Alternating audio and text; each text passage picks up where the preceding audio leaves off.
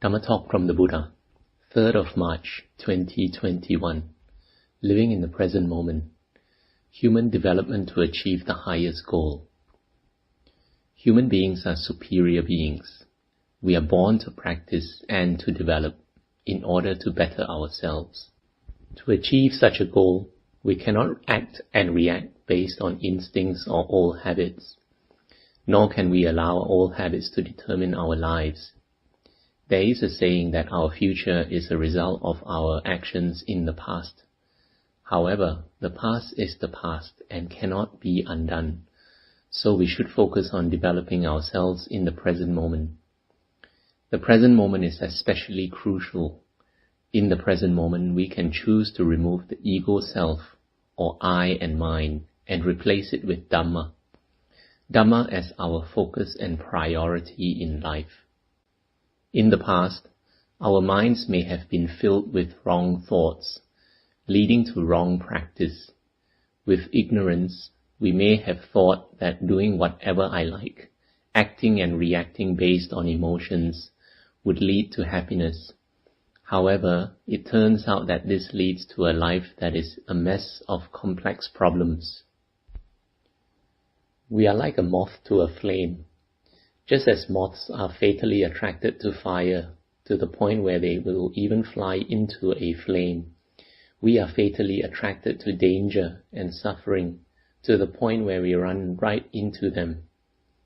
We can fail to realize that they are harmful, even deadly, and can lock us into an endless cycle of birth and death.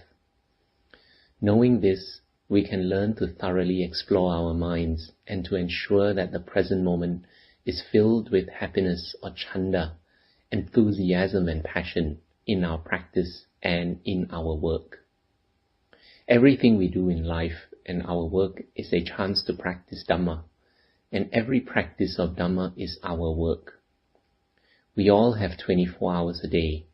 While 7 to 8 hours is used for sleeping, the rest can be used for the work of Dhamma practice. When we practice, we should not desire to achieve this and that degree of concentration, wisdom, or supernatural powers. Practice does not work like that. During practice, all kinds of old karma, mental distraction will arise and the mind will proliferate about this and that, just like a ship being tossed around by small and big waves in rough seas. That is why mindfulness or sati and concentration or samadhi play a central role in keeping us from foolishly indulging in attraction to pleasant forms, sounds, tastes, smells, and touches. As the Buddha taught, Etta pasati mam lokam, chittam rajaratu pamam, yatta bala visidanti, natpi sango vijanatam. Or, come look at the world, that is, the 5 khandas, which is like an ornamented royal chariot. Fools flounder in this world of khandas, but the wise are not attached to it. In the old days, beautifully crafted and precious artifacts were owned by the royal family. Among those, the royal chariot stood out as one of the most glamorous objects. The Buddha compared the world to a beautifully decorated royal chariot, which fools are attracted to.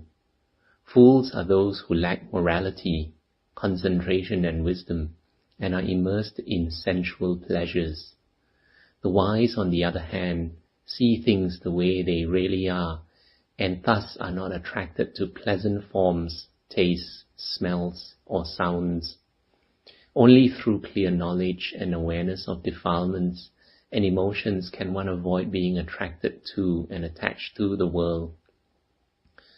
Problems always stem from self-centeredness, regarding personal desires as the focus and priority in life, while blaming others, friends and family, community and the world for whatever goes wrong in one's life. Why is it that one never points the finger of blame to oneself when problems arise? Why is it that no one ever thinks that the cause of the problem is because of one's rebirth into this world? It is because we are born and exist in this endless cycle of birth and death that we have suffering.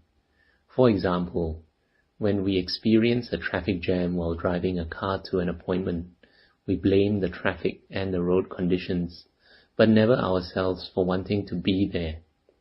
Had it not been for our desire to be there would be no problem.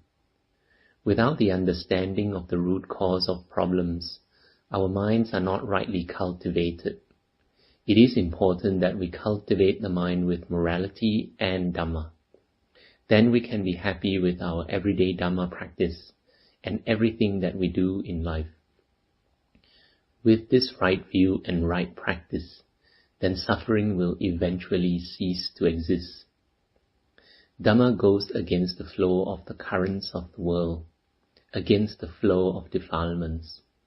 We need to practice to go against the flow of worldly currents, against the flow of the defilements of greed, hatred, and delusion.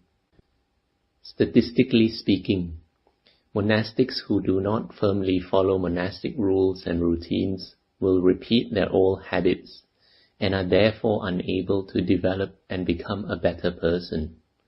To break old habits, cultivate the mind, and attain happiness in Dhamma practice, one needs to develop endurance, self-restraint, determination, and mindfulness.